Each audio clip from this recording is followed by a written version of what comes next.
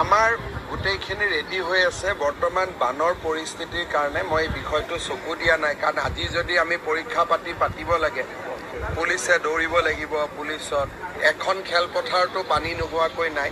সেইকাৰণে জুলাই মাহটো অপেক্ষা কৰি লওঁ, তাৰপিছত এই বছৰতে আমি চব চেছ কৰিম।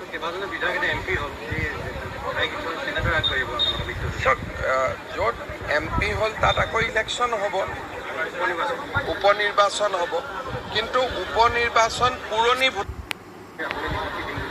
আমাৰ গোটেইখিনি ৰেডি হৈ আছে। বৰ্তমান বানৰ পৰিস্থিতিৰ কাৰণে মই এই বিষয়টো চকু দিয়া নাই, কাৰণ আজি যদি আমি পৰীক্ষা পাতিব লাগে, পুলিচে দৌৰিব লাগিব, পুলিচত এখন খেলপথাৰতো পানী নোহোৱাকৈ নাই।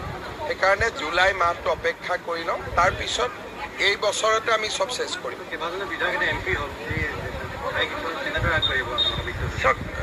য'ত MP হ'ল তাত আকৌ ইলেকশ্যন হ'ব, উপনিৰ্বাচন হ'ব, কিন্তু উপনিৰ্বাচন পুৰণি